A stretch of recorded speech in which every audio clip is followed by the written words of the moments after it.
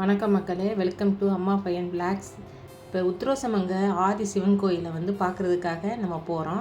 போகிற வழியில் உங்களுக்கு என்னென்ன இருக்குது, எப்படி ரூட் இருக்குது, இதெல்லாம் பார்த்து உங்களை கூட்டிகிட்டு போகிறேன். வாங்க, நீங்கள் என் கூட வர்ற மாதிரியே அந்த சிவனை தரிசனம் பண்ணுற மாதிரியே மனசில் நினச்சிக்கோங்க. இங்கே பாருங்கள், ட்ரெயின் போகுது. ட்ரெயின் போகிற வழி அது. இந்த போகிற வழியில் இது வந்து செய்தமால் இன்ஜினியர் காலேஜ். இந்த இன்ஜினியர் காலேஜ் யார் யாருக்கு தெரியும், யார் யார் இங்கே படிச்சிருக்கீங்கன்னு கொஞ்சம் கமெண்ட் பண்ணுங்கள். இப்போ மதுரை போகிற ரோட்டில் உத்திரோசமங்கை விளக்கு அப்படின்னு சொல்லி ஒரு இடம் இருக்கும். அந்த ரூட்டில் வந்து இதான் வளையணும். வளைஞ்சு நேராக போய்கிட்டே இருக்கணும். ரோடை வந்து அகலப்படுத்துகிறனால இந்த ரோடெல்லாம் வந்து இப்போ போட்டுக்கிட்டு இருக்காங்க. இங்கேருந்து நேராக நம்ம போய்கிட்டே இருக்கோம். போகிறப்ப இப்போ இடையில வந்து ஆனைகுடி இப்படிலாம் ஒரு வில்லேஜெலாம் வரும். அந்த வில்லேஜெல்லாம் தாண்டி நம்ம போய்கிட்டே இருக்கோம். போகிறப்பே இங்கேருந்து பார்த்தா அந்த கோபுரம் தெரியும் நமக்கு. இந்த கோபுரத்தை தரிசனம் பண்ணிக்கோங்க. கோபுர தரிசனம் கோடி புண்ணியம் நமக்கு. இந்த மாதிரி இந்த பழமையான சிவன் கோயிலெலாம் பார்க்குறதே பெரிய விஷயம். இதை தாண்டி போனால் ஊருக்குள்ளே வந்துடும். கோயிலில் நம்ம பக்கத்தில் வந்துட்டோம். கோயில் பக்கத்தில் இதை நான் பேசுகிறதோட பிஜிஎம் போடுறேன், அதை பாருங்கள். அப்படியே கண்ணை மூடி சிவனை அப்படியே தரிசனம் பண்ணுற மாதிரியே பாருங்களேன். நம்ம நெருங்கிட்டோம் பாருங்கள்.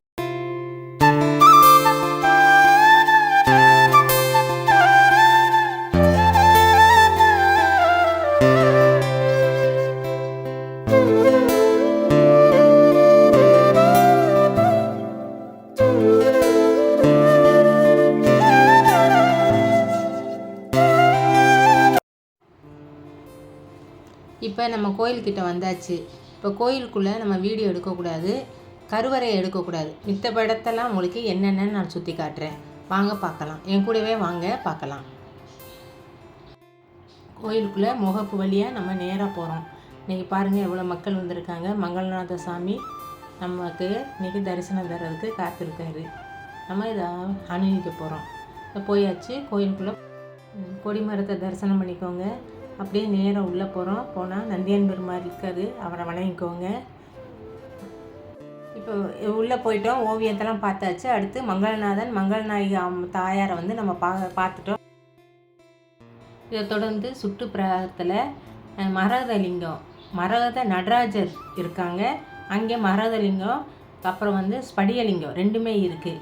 இதில் என்னென்னா மரகத நடராஜர் வந்து வருஷத்துக்கு ஒரு தடவை தான் நமக்கு வந்து காட்சி தருவாங்க. அவங்க வந்து மேலே வந்து சந்தனம் தடவி இருக்கும். அதெல்லாம் எடுத்துகிட்டு நமக்கு மரகத நடராஜராக காட்சி தர்றது வருஷத்தில் ஒரு நாள். அது வந்து திருவாதிரை அன்னைக்கு தான் நமக்கு வந்து காட்சி தருவாங்க. இது வந்து அந்த இடத்துல இருக்கிற குளம். இதில் வந்து மீன்லாம் இருக்குது. நம்ம பொறி வாங்கி போடலாம். அந்த தரிசனம் வந்து வருஷத்தில் ஒரு தடவை பார்க்குறதுக்கு நிறையா கூட்டம் வரும். அது வந்து கண்கொள்ளா காட்சியாக இருக்கும். இதை தொடர்ந்து போனால் இங்கே வந்து இந்த மரம் இருக்குல்ல, இது வந்து தலை விருட்சம்னு சொல்லுவாங்க. இது வந்து இலந்தை மரம். இந்த மரத்தோட இது வந்து கோயிலுக்குள்ளே வர இருக்கும். அங்கே வந்து பக்கத்தில் லிங்கம் இருக்கும். அந்த தரிசனம் பார்த்தா ரொம்ப சந்தோஷமாக இருக்கும். இது மரத்துக்கு பக்கத்திலேயே மாணிக்கர் வாசகருடைய சன்னதி இருக்குது.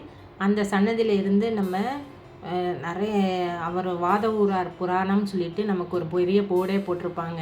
அதில் வந்து அவரை பற்றின எல்லா விஷயமும் வந்து அதில் இருக்கும். அதை நின்று கொஞ்சம் நேரம் படிக்கலாம். அவர் என்னென்ன பாடல் வந்து எழுதியிருக்காருன்னு அதெல்லாம் சொல்லியிருக்காங்க. இப்போ தரிசனம் முடித்தாச்சு. இதை தொடர்ந்து நாங்கள் வந்து தரிசனத்தை முடிச்சுட்டு வெளியே வர்றோம். இப்போ பாருங்களேன் எவ்வளோ கூட்டம் இருக்காங்க. நாங்கள் தரிசனம் பண்ணுறப்போ ஓரளவு பரவாயில்லாமல் இருந்துச்சு. இப்போ அவ்வளோ கூட்டம் இருக்குது. இப்போ எவ்வளோ கூட்டமாக இருக்குதுன்னு பார்த்தீங்களா? இதை தொடர்ந்து இந்த சைடில் இருக்கிற நம்ம 108 நாயன்மார்களையும் வந்து பார்க்குறோம். பாருங்களேன் இவ்வளோ நல்லா இருக்குது. மனசுக்கே நல்லா இருக்குது. பாருங்களேன், பார்க்குறதே இவ்வளோ நல்லா இருக்குது.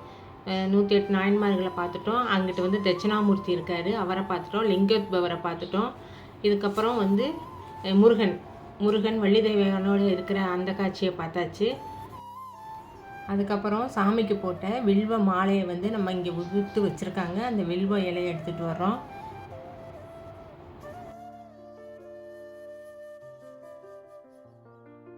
இப்போ சாமி தரிசனம் முடித்து வெளியில் வந்துட்டோம். ஒரே தாகமாக இருந்தது.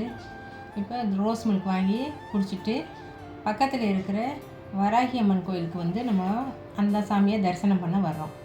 அங்கே இதோட கூட்டம் ரொம்ப இருந்தது. நம்ம சன்னதியில் உள்ள சாமியை வந்து காட்ட முடியாது இல்லையா, சுற்றுப்புறத்தில் உள்ள தெய்வங்களை மட்டும் உங்களுக்கு காட்டுறேன். இங்கே வந்து விளக்கு போடலாம். இந்த சாமி வந்து சக்தி வாய்ந்தது. நம்ம என்ன நினைக்கிறோமோ அதை ஆத்தா நமக்கு செஞ்சு கொடுப்பா. சொல்கிறப்ப எனக்கு புல்லரிக்குது, ரொம்ப சந்தோஷமாக இருக்குது பாருங்கள். அதனால் இந்த சாமியெல்லாம் வந்து தரிசனம் பண்ணுங்கள். நீங்கள் எந்த ஊரில் இருந்தாலும் நம்ம ஆதி சிவனையும் வராகி தாயையும் வந்து தரிசனம் பண்ணுங்கள். உங்களுக்கு கோடி புண்ணியம் கிடைக்கும். இந்த சாமியை தரிசனம் பண்ணிவிட்டு நான் கிளம்புறேன். மிக்க நன்றி மக்களே. இதை வந்து சொன்னதே எனக்கு வந்து அவ்வளோ புண்ணியம் கிடைக்கும். நீங்கள் வந்து இதை பார்த்த உங்களுக்கும் புண்ணியம் கிடைக்கும். ரொம்ப நன்றி மக்களே. வந்து இதை பார்த்து நீங்கள் தரிசனம் பண்ணுங்கள் மக்களே. நன்றி.